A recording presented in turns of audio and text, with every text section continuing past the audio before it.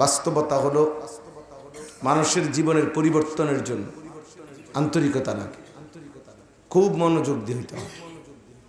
আল্লাহর কথার প্রতি যে যত বেশি আন্তরিক হয়, আল্লাহ তাআলা তত বেশি তার জিন্দেগি বদলায়। কোরআনুল কারীমের মধ্যে আছে, আল্লাহ তাআলা বলেন, ফাবাশশির ইবাদ আল্লাযীনা ইসতামিউনাল কওলা ফায়াত্তাবিউনা আহসানা। হে নবী, আপনি আমার ওই বান্দাদেরকে জান্নাতের সুসংবাদ দেন যারা মনোযোগ দিয়ে কথা শুনে, অতঃপর কোরআন সুন্নাহর অনুসরণ করে। তাহলে কি বুঝলেন? এদিকে খেয়াল দেন, আপনারা ওদের এই খটর মটরের দিকে চাইয়ে বুঝতেন না, এর আরও কিছুক্ষণ হদের খটর খটর থাকবে। এইটা আপনি চিন্তা করে লাভ, যার জিনিস সেটা হে বুঝ করবো, আমাকে তো টেনশনের দরকার। কথা বুঝছেন না? এই খালাস। তো বলতেছি, আল্লাহ তাআলা বলেন যে নবী, আপনি জান্নাতের সুসংবাদ দেন ওই বান্দাদেরকে যারা মনোযোগ দিয়ে কথা শোনে। ইস্তামিউনা অর্থ হলো মনোযোগ দিয়ে শোনা, ইস্তেমা আরবি শব্দ। অতঃপর কোরআন সুন্নাহর অনুসরণ করে। দেখেন, এটা একটা গুরুত্বপূর্ণ বিষয়, আগে আপনি বিষয়টা বুঝছেন কিনা, এরপরে আমল করবেন। আমি বললাম যে আপনাকে নামাজ এভাবে পড়তে হয়, আপনি কোন না আমি আমার মতো পড়ব, তাহলে তো হইতো না। আমি বললাম যে আপনাকে সূরা কেরাত এভাবে শুদ্ধ করতে হয়, আপনি বলছেন না আমার যেমন আছে এমন, তো এটা তো ঠিক না। এই জন্য মনোযোগ দিয়ে আগে শুনতে হয়, বুঝতে হয়, শিখতে হয়, এরপরে অনুসরণ করতে হয়। আল্লাহ তাআলা বলেন, ওই মানুষগুলোকে আপনি জান্নাতের সুসংবাদ দিয়ে দেন। উলাইকাল্লাযীনা হাদাহুমুল্লাহ, আল্লাহ বলেন আমি আমার ওই বান্দাদেরকে আমি আল্লাহই হেদায়েত দিয়ে দিলাম। ওয়া উলাইকা হুমুল মুফলিহুন, এবং এরাই সফল কাম কৃতকার্য কামিয়াব জান্নাতি। এই জন্য বাপ আজকের জন্য বললাম না, সব সময়ের জন্য মসজিদে জুমার যিনি বয়ান করে, ওনার বয়ান আপনার মসজিদের ইমাম, তো মনোযোগ দিয়ে শুনুন। কোনো বক্তা পরিচিত না অপরিচিত, ওনারে অনেক মানুষ চিনে না না চিনে, এটা আপনার দেখার দরকার। আল্লাহর কথা, আল্লাহর কালামের প্রতি আপনার মনোযোগী হওয়া, এটা হলো জরুরি বিষয়। আমারে মনে করেন অনেক মানুষ চিনে, তো তো আপনার কি লাভ? চিনা আপনার ফায়দা কি? আবার কেউ না চিনলেই আপনার লাভ কি? তাহলে এখানে তো ব্যক্তির পরিচয় সারা পৃথিবীব্যাপী, এটা মূল বিষয় না। আল্লাহর কোরআন, এটা আমার জন্য আমি কি নিলাম। এই জন্য আমি সবসময় বলি, আমাদের এই মাঝ বয়সী অনেক লোক আছেন যারা চাচারা বাবারা, আপনারা মসজিদে জুমার বয়ান মনোযোগ দিয়ে শোনেন না, অনেকে বসে বসে এরকম জুরায়, অথবা অনেকে আছে ইচ্ছা করেই মাথা নিচের দিকে দিয়ে রাখে। না বাবা, ওলামায়ে কেরামের চেহারার দিকে তাকায় শুনলে আসর হয় বেশি, প্রভাব পড়ে বেশি, এটা নিয়ম। দিন হোতা হে বুজুর্গোं की নজর সে পয়দা। আল্লাহওয়ালারা বলে যে মানুষের মধ্যে দিন আসে, দিনের প্রেরণা আসে আল্লাহওয়ালাদের নজরের বরকতে। বুজুর্গোं की নজর সে পয়দা, নজর সে। রাসূলুল্লাহ সাল্লাল্লাহু আলাইহি সাল্লামের নজরের বরকতে সাহাবায়ে কেরাম এক একজন পৃথিবীর সেরা মানুষ হয়ে গেছে। আল্লামা ইকবাল দিঘি কিছুই জানতো না, মূর্তির পূজা করত, পাথরের পূজা করত, সূর্যের পূজা করত, সমস্ত অন্যায় অপরাধ যাবতীয় গুনার মধ্যে ডুবা ছিল, লিপ্ত ছিল আইয়ামে জাহিলিয়াত। কিন্তু আপনার পবিত্র ছোঁয়ায়, আপনার নজরের বরকতে আজকে আপনি এমন এক সাহাবীদের জামাত বানাইলেন যে যারা ছিল পথ হারা, আজ তারাই লক্ষ মানুষের পথ প্রদর্শক। জু না থে খুদ রাহ পর, যারা নিজেরাই ছিল না রাস্তার উপরে, পথের উপরে, আওরু কে হাদি বন গায়ে, আজকে তারাই হয়ে গেল অন্যদের পথ প্রদর্শক। হযরত ওমর, ওনার জীবনীতে আছে, হযরত ওমর রাদিয়াল্লাহু তাআলা আনহু 10.5 বছর মুসলমানদের খলিফা ছিলেন, আদা জাহানের বাদশা ছিলেন 10.5 বছর। এই ওমর রাদিয়াল্লাহু তাআলা আনহু এক মহিলার বকরি চড়াইতেন। মহিলা নির্ধারিত কিছু পারিশ্রমিক দিত, এই বিনিময়ে তিনি বকরি চড়াইতেন, ছাগল আর কি, বকরি। তো উনি বলতেন, হযরত ওমর বলছেন, কয় যে আল্লাহর কসম, ইসলাম পূর্ব যুগে আমি যখন বকরি চড়াইতাম তখন আমি ঠিকমতো আমার মহিলা মনিবের বকরিগুলো গুন্না রাখতে পারতাম না, বুঝতাম না, আমি এত বোকা ছিলাম, ঠিকমতো বকরিগুলো গুনে বুঝাই দিতে পারতাম না, কোনোদিন হারায় ফেলতাম, এলোমেলো হয়ে যাইত। আমি ছিলাম সেই ওমর। আজ আল্লাহ তাআলা ইসলামের বরকতে, নবী সাল্লাল্লাহু আলাইহি সাল্লামের পবিত্র সংস্পর্শের বরকতে আজ সেই ওমর আদা জাহানে বাদশাহী করছে। কি ছিল, কি হয়ে গেল, ইসলাম তাকে কোথায় নিয়ে গেছে, আল্লাহ নবী সাল্লাল্লাহু আলাইহি সাল্লামের সান্নিধ্য তাকে কই পৌঁছায় দিয়েছে। ক্যা নজর থি, এই যে ক্যা নজর থি, কি ছিল আপনার নজর, জিসনে মর্দু কো মসিহা কর দিয়া, যেন আপনি এক এক সাহাবীকে ঈসা নবীর মতো বানায় দিয়েছেন। আল্লামা ইকবাল বলছে, অর্থ হইল ঈসা আলাইহিস সালাম যেরকম কাউকে স্পর্শ করলে, ছুঁয়ে দিলে আল্লাহর কুদরতে অন্ধরোগী, কুষ্ঠরোগী ভালো হয়ে যেত, ঠিক আপনার সাহাবীরা কাউকে ছুঁয়ে দিলে, নজর দিলে, তো সে অন্ধকার কুফুরির রাস্তা, জাহান্নামের রাস্তা থেকে আলোর রাস্তা, ঈমানের রাস্তা পেয়েছে। এই জন্য বাপ সব সময় এটা মনে রাখবেন, ওলামায়ে কেরাম, আল্লাহ ওয়ালা, মসজিদের ইমাম হোক আপনার বলে আমগো মসজিদের হুজুর, হ্যাঁ না, আপনার মসজিদের হুজুরকে ছোট মনে করবেন না। 5 ওয়াক্ত ফরজ নামাজের যিনি ইমাম, তিনি শ্রেষ্ঠ মানুষ। আমাদের এই ওয়াজ এ তো নফল ইবাদত, আমি এখানে ওয়াজ করা বাধ্যতামূলক না, ফরজ না, তো উনি তো ফরজের ইমাম। 5 ওয়াক্ত নামাজ ফরজ না, কথা বলেন না কেন? তাহলে 5 ওয়াক্ত নামাজের যিনি ইমামতি করে আপনার মহল্লার মসজিদে, উনি ছোটখাটো কিছু, উনি খামখেয়ালি? তাইলে ওনার কথা মনোযোগ দিয়ে শুনবেন, হেদায়েত পেয়ে যাবেন, আল্লাহর পথ পেয়ে যাবেন। আল ইমামু দামিন ওয়াল মুআজ্জিনু মু'তামান, নবী সাল্লাল্লাহু আলাইহি সাল্লাম বলেছেন, ইমাম হচ্ছেন পুরা মহল্লাবাসীর জিম্মাদার, তাদের দ্বীন ও ঈমানের জিম্মাদার। আল্লাহ নবী সাল্লাল্লাহু আলাইহি সাল্লাম দোয়া করছেন ইমামের জন্য, আল্লাহুম্মা রশিদিল আইম্মা, আল্লাহ আপনি ইমাম আরিফ বিল্লাহ হযরত মাওলানা মুফতি নুরুল আমিন সাহেব, হযরতকে কেউ দেখছেন আপনারা?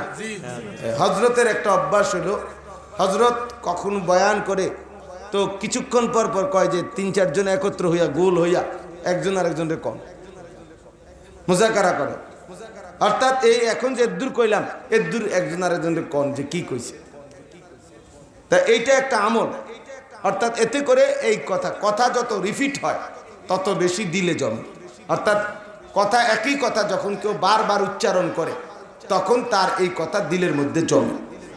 ইজা তাকাররারা ফিল লিসান তাকাররারা ফিল কলব, আরবি ভাষার গুরুত্বপূর্ণ এটা একটা মূলনীতি, যে জবানে যখন কোনো কথা বারবার উচ্চারিত হয় তো দিলের মধ্যে তখন সেটা মজবুত হয়ে বসে। এই জন্য হেফজখানার বাচ্চা যারা হাফেজে কোরআন হয়, আল্লাহর কোরআন হিফজ করে, আপনি আপনার ছেলে নাতি, আপনার ভাতিজা ভাগিনা, এমন কাউরে জিজ্ঞাসা করে দেখেন ছেলেটা কত হাজার বার, লক্ষবার আল্লাহর কোরআনের এক এক শব্দকে পড়ছে, একবার সবক, একবার 7 সবক, একবার আমুখতা, একবার পিছনের পড়া, একবার বৃহস্পতিবারের সবিনা, কত আঙ্গিকে উস্তাদরা, আপনারা যারা হেফজ পড়েন না বুঝতেনও না আমরা এগুলো, যে একটা কোরআনুল কারীমকে মুখস্থ করতে গিয়ে একবার শুধু মুখস্থ করছে, 1 পৃষ্ঠা শেষ, না না, এইটার উপরে আরো কত চাষ যে দিছে, কত হাজার বার তাকে এটা শুনাইতে হয়েছে 3টা বছরে, 4টা বছরের ভিতরে, এরপরে সে একজন হাফেজে কোরআন হয়েছে। খামখেয়ালি মনে করে। এই জন্য বাবা আমি অনুরোধ করলাম, আল্লাহর কথা দিল দিয়ে শুনবেন, প্রত্যেককে নিজ নিজ মহল্লার ওলামায়ে কেরামের কথাকে কদর করে শুনবেন, বলেন ইনশাআল্লাহ। প্রত্যেক মহল্লার ওলামায়ে কেরাম ওই মহল্লাবাসীর হেদায়েতের জন্য আল্লাহ তাআলার পক্ষ থেকে মনোনীত, এটা কোরআনের আয়াত, ওয়ালিকুল্লি কওমিন হাদ, কোরআন শরীফের আয়াত। আল্লাহ বলেন প্রত্যেক জাতির জন্যই আমি পথ প্রদর্শক রাহবার রেখেছি। অতএব আপনার অঞ্চলে আল্লাহ তাআলা আলেমে দ্বীন কিয়ামত পর্যন্ত থাকবে, কিয়ামত পর্যন্ত তৈরি হতে থাকে। কারোর ষড়যন্ত্রে উলামায়ে কেরাম পৃথিবী থেকে নিশ্চিহ্ন হবে না। যারা ষড়যন্ত্রকারী তারাই নিশ্চিহ্ন হবে, এটা মনে রাখা চাই।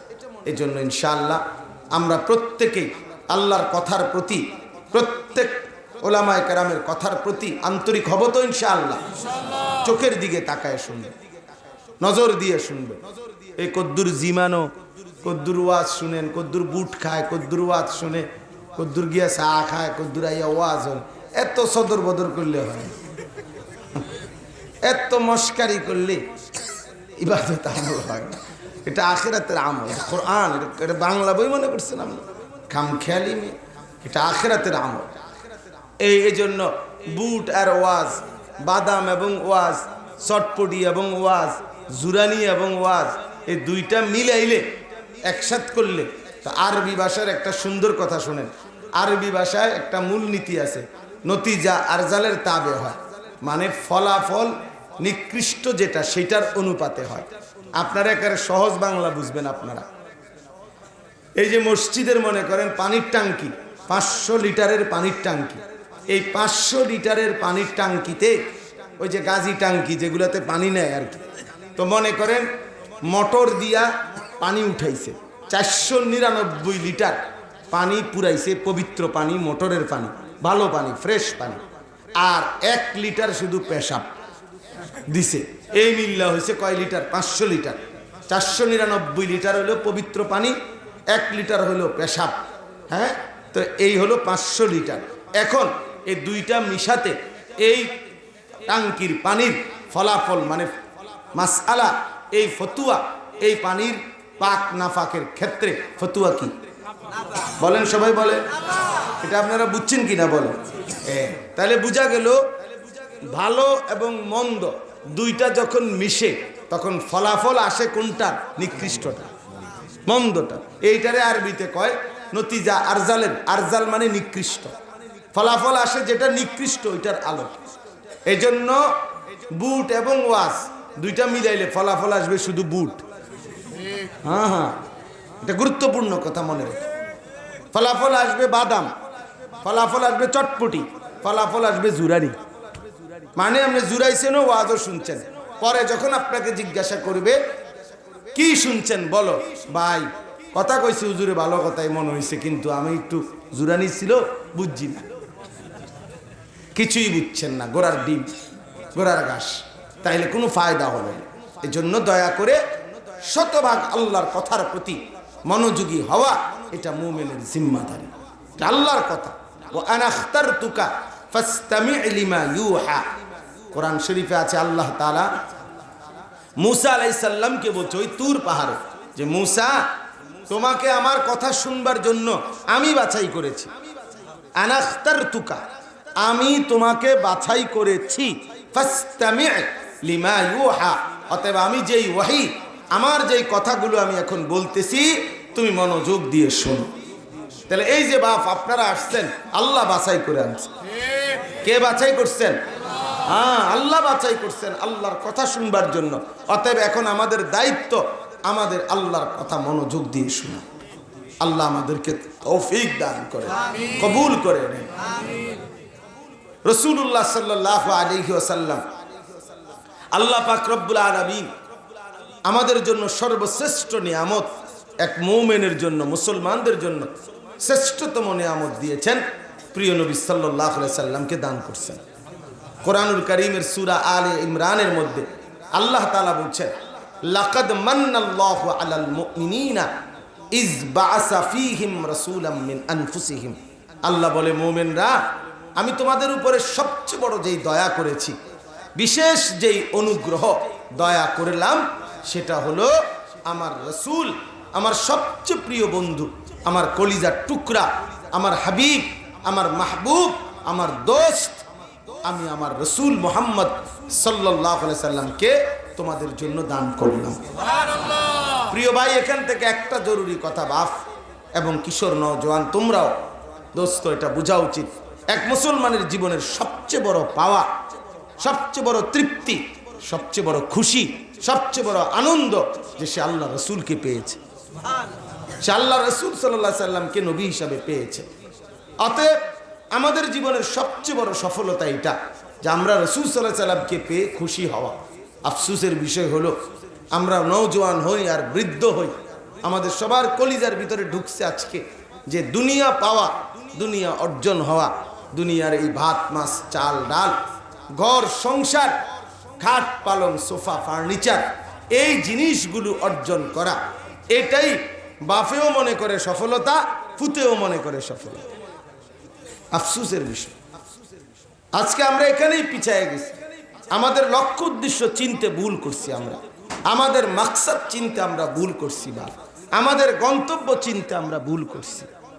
আল্লাহ তাআলা কোরআনুল কারীমে বারবার বলছে, মোমেন আরে তোমারে তো আমি দুনিয়ার জন্য বানাই নাই, তোমারে বানাইছি আখিরাতের জন্য, তোমারে বানাইছি সেজদার জন্য, তোমারে বানাইছি আমি আল্লাহ তাআলা জান্নাতের জন্য। কাদ আফলাহাল মুমিনুন, আল্লাহ তাআলা বলে সমস্ত মুমিন সফল। কেন সফল? আল্লাযীনা ইয়ারিসুনাল ফিরদাউস, তারাই হবে জান্নাতুল ফিরদাউসের অধিকারী। তাইলে মুমিনের মূল গন্তব্য কোথায়? জান্নাত।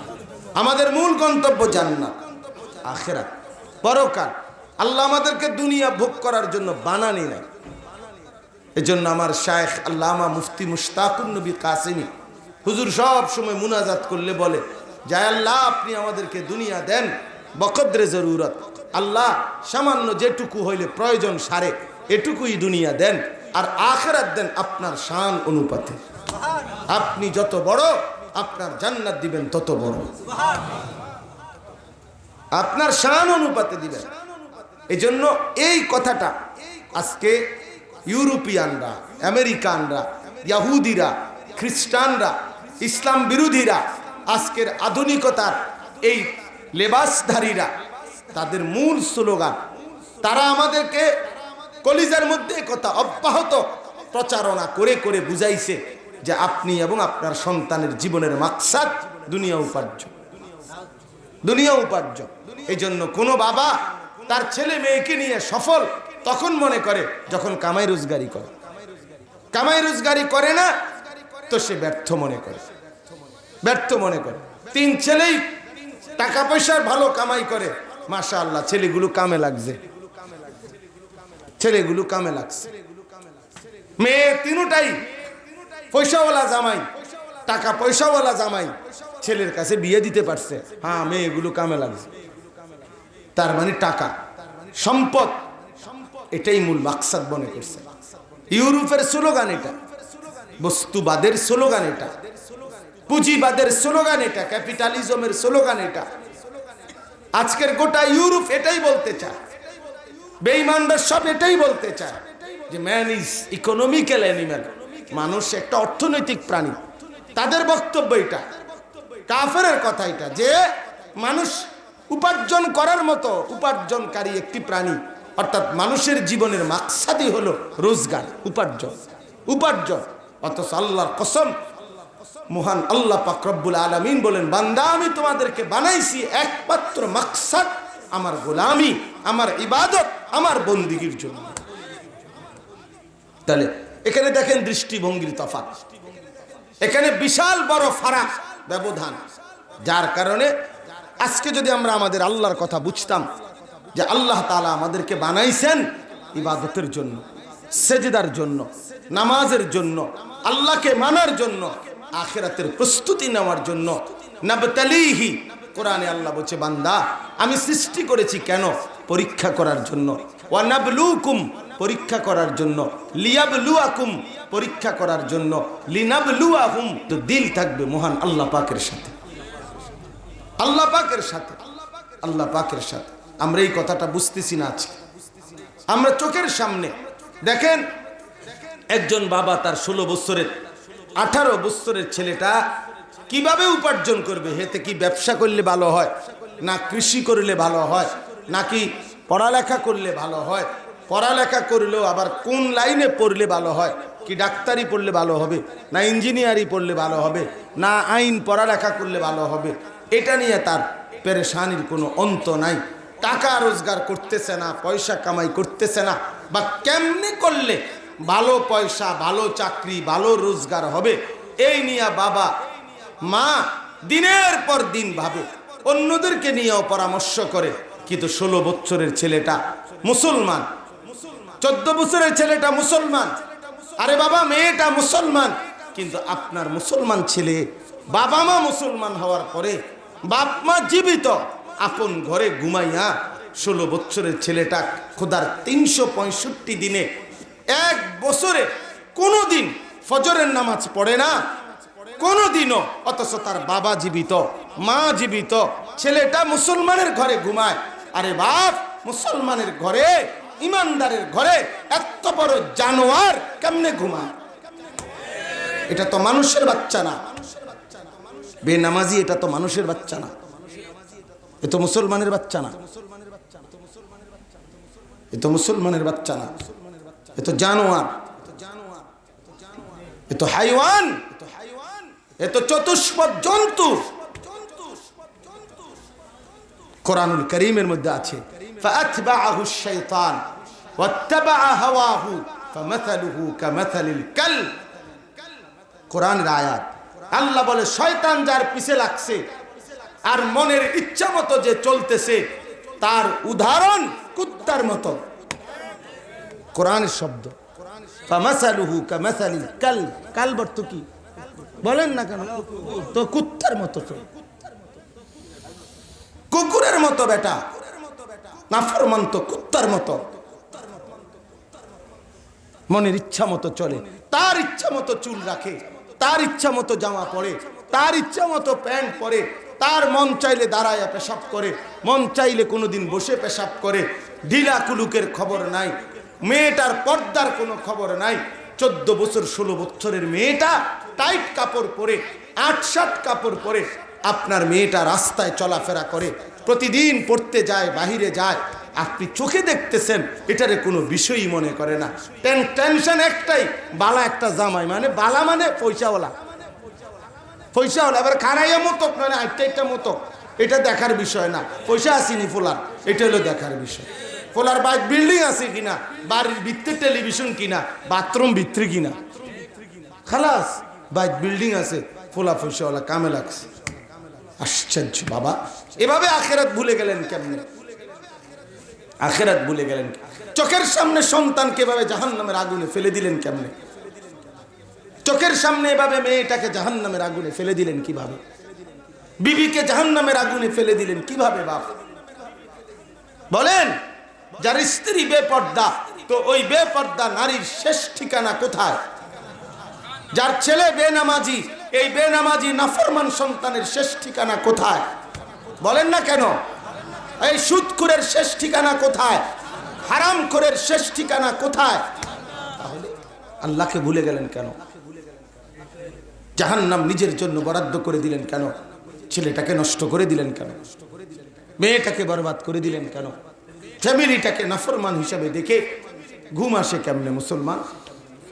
জীবন মানে শুধুই ভাত মাছ, জীবন মানে শুধুই ঘর দুয়ার, একটা খাট, একটা সোফা, 6টা চেয়ার, একটা ডাইনিং টেবিল, কয়টা কাচের প্লেট, লবণের বাটি, আর কিছু বাজার সদাই, এরই নাম জীবন?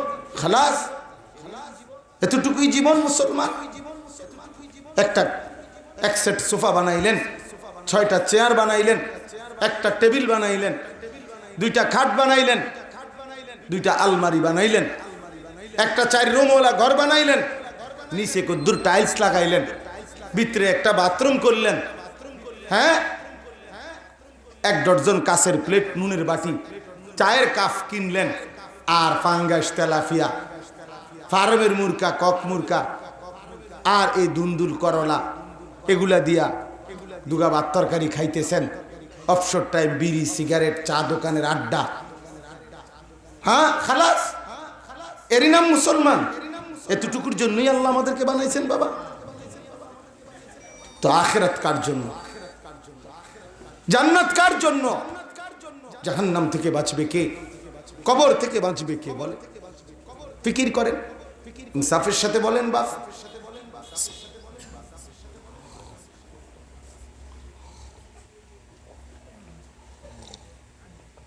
এজন্য প্রিয় বাপ আমার, ভাই আমার, বন্ধু আমার, আমি আপনাদেরকে পছন্দ করি, মহব্বত করি, আপনারাও আমার করে মহব্বত করেন।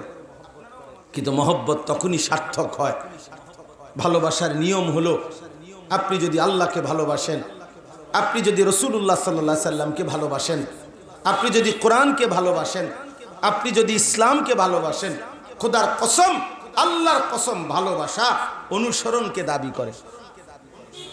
ভালোবাসা কাকে দাবি করে বলেন না বাপ? ভালোবাসলে অনুসরণ করতে হয়, অনুসরণ করলে ভালোবাসা প্রমাণিত হয়। এই কথাটা মুখস্থ করে যাইতে পারছি।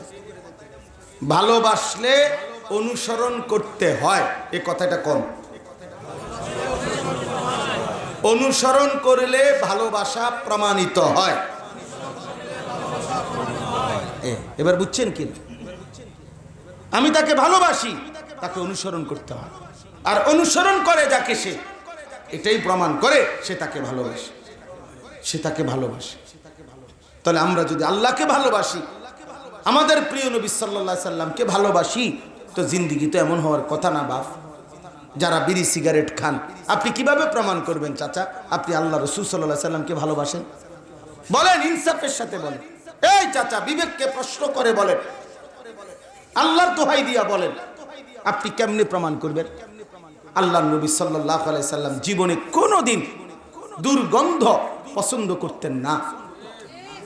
নবী সাল্লাল্লাহু আলাইহি সাল্লাম কাঁচা পেঁয়াজ, কাঁচা রসুনের গন্ধ সইতে পারতেন না। এক বিন্দু ঘামের গন্ধ নবী সহ্য করতে পারতেন না। জুমার নামাজে সাহাবীরা সবাই একসাথে বসতো। ছোট্ট মসজিদে নববী নবীর জামানায় ছিল। সাহাবীদের কারো ঘামের গন্ধে কষ্ট হয়েছে নবীজির এক বেলা হয়তো। তো আল্লাহ নবী সাল্লাল্লাহু আলাইহি সাল্লাম বলে দিয়েছেন, গসলুল জুমআতে ওয়াজিবুন আলা কুল্লি মুহতালিম, তোমাদের প্রত্যেক প্রাপ্তবয়স্ক ব্যক্তির জন্য জুমার দিন গোসল করা বাধ্যতামূলক, যেন সামান্যতম ঘামের গন্ধে কোনো ইমানদারের কষ্ট না হয়। যে নবী এটা ঘামের গন্ধ পছন্দ করতেন, যিনি হাঁটলে রাস্তা দিয়ে মেশক আম্বরের ঘ্রাণে ভরে যেত, পরবর্তী ব্যক্তি বুঝতো এখান দিয়েই মুহাম্মদ আরবি গেছে, ঠিক না? সাহাবীরা অপেক্ষা করত নবীজির ঘাম মোবারক ঝরিলে আতর হিসাবে ব্যবহার করতে। এত সুগন্ধিময় নবী আমার, তার সামনে এই বিড়ি সিগারেটের এই দুর্গন্ধওয়ালা মুখ নিয়ে বাপ কেমনে দাঁড়াইবেন? বলেন না বাপ। না, হাসি দিয়ে উড়াই দিয়েন না, কেউ কাউরে ধাক্কা দিয়েন না, আপনি আপনারটা ভাবেন। কেমনে দাঁড়াইবেন নবীজির সামনে? এই দুর্গন্ধ নিয়ে কেমনে দাঁড়াইবেন? হ্যাঁ বলেন, ইনসাফের কথা বলেন। কোরআনুল কারীমের মধ্যে একটা আয়াত আছে, জাহান্নামীর খাবার, জাহান্নামীদেরকে যে কাঁটাযুক্ত খাবার দিবে, এই খাবারের বৈশিষ্ট্য কি? আল্লাহ তাআলা কোরআনে বলছে, জাহান্নামী খাবারের বৈশিষ্ট্য হলো লা ইউসমিনু ওয়া লা ইউগনি মিন জু'। এটা সূরা গাশিয়ার মধ্যে আছে। জাহান্নামীদেরকে আল্লাহ যে খাবার দিবে, জাহান্নামীদের এইটা পুষ্টি, শরীরের কোনো পুষ্টি যোগাবে না এবং ক্ষুধাও নিবারণ করবে না। এজন্য নিশ্চিত মনে রাখবেন, এই বিড়ি সিগারেট এমন একটা জিনিস যেটার দ্বারা শরীরের কোনো পুষ্টিও হয় না এবং ক্ষুধাও নিবারণ করে না। অতএব এটা জাহান্নামী খাবার ছাড়া আর কোনো খাবার হইতে পারে না। জাহান্নামীদের খাবার, জাহান্নামীদের খাবার। অপেক্ষা করে নাকে মুখে ধোঁয়া বাহির করা, আগুন, নাকে মুখে ধোঁয়া, আগুন কারো প্রিয় হইতে পারে না। সুস্থ স্বাভাবিক মানুষের কাছে আগুন বের করা নাকে দিয়া মুখে দিয়া এটা কোনো প্রিয় হইতে পারে না। এই লোক যেন ফেরেশতাকে বলতেছে, ফেরেশতা ভাই কিছুটা আগুন ভিতরে ঢুকাইয়া, আগের থেকেই আমার অভ্যাস আছে, কাজে আগুনে পুড়লে কবরে হাসরে তেমন অসুবিধা হতো না, কিছুটা অভ্যাস আগের থেকে আছে আমার। তারপরেও যদি লজ্জা থাকে তো ছেড়ে দেন, ছেড়ে দেন বাবা, ছেড়ে দেন। জওয়ান ছেলে বাবা, তোমাদেরকে বলি এবার, তোমরা প্রিয় বন্ধু বলো, বছরের পর বছর, দিনের পর দিন 5 ওয়াক্ত নামাজ, বিশেষ করে ফজরের নামাজ যারা পড়ো না বন্ধু, বলো তুমি মুসলমান কেন? খোদার কসম, আল্লাহর নবী সাল্লাল্লাহু আলাইহি সাল্লাম বলছে, যে ফজরের নামাজ পড়ে না সে মুনাফিক, সে মুমিন না। নবী সাল্লাল্লাহু আলাইহি সাল্লাম বলছে, যে ফজরের নামাজ পড়ে না সে খবিস। খবিস খবিস খবিস নবীজি বলছে ওইটা খবিস। আল্লাহর নবী বলছে যে ফজরের নামাজ পড়ে না, যাকা রাজুলুন বালাশ শাইতানু ফি উযুনাইহি, তার দুই কানে শয়তান পেশাব করে দেয়, মুত্তা দেয়। ওই নাফরমানের দুই কানে শয়তান মুত্তা দেয়। আর শয়তানে বয়স্ক, এই জন্য শয়তানের পেশাবও বেশি। এ তো কোনো 6 মাসের বাচ্চা না যে অল্প কুদ্দুর পেশাব করে। হ্যাঁ, এই জন্য শয়তানের পেশাবও বেশি। তার মানে শয়তান যখন কোনো অপদার্থের কান্দে পেশাব করে তো তোর সুরা শরীর পেশাব দিয়ে ভরায় দেয়। না পাক কোথাকার। এজন্য ফজরের নামাজ যে পড়ে না, ঘুম থেকে জাগে, ওই অপদার্থ না পাক। কারণ তোর কানে তো শয়তান মুছছে, তো তো পেশাব কারো গায়ে লাগলে না পাক না, কথা কয় না, তো দেহ না পাক না, খবিস। এটা আল্লাহ রাসূল সাল্লাল্লাহু আলাইহি ওয়াসাল্লাম বলছে যে ফজরের নামাজ পড়ে না সে কাসলান, সে অলস, অপদার্থ। নবীজি বলছে যে ফজরের নামাজ পড়ে না সে ঘুম থেকে জাগে, যখন বের হয় তখন শয়তানের পতাকা নিয়ে বের হয়। নাউযুবিল্লাহ, নাউযুবিল্লাহ। কোরআনুল কারীমে আল্লাহ তাআলা ফজরের কসম করছে, ওয়াল ফজর ওয়া লায়ালিন আশর। আল্লাহ বলছে বান্দা আমি কসম করছি ফজরের নামাজের, ফজরের ওয়াক্ত।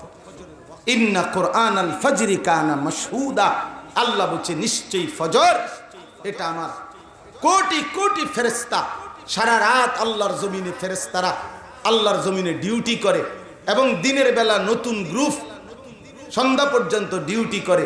এই উভয় দল ফেরেশতা ফজরের নামাজে ইমানদারদের সাথে একসাথে ফজরের নামাজে ফজর আদায় করে। এই জন্য ফজরের নামাজে কোটি কোটি ফেরেশতারাও থাকে, আল্লাহর নেক ইমানদার বান্দারাও থাকে। এই জন্য যে কয়টা মানুষ ফজরের নামাজ আল্লাহর ঘর মসজিদে আইসা পড়ে, তো কোটি কোটি ফেরেশতা তাদেরকে আগলাইয়া রাখে, আদর করে, সোহাগ করে, মায়া করে, যে তোমরা আমার মালিকের খাঁটি বান্দা, তোমাদের উপর আল্লাহ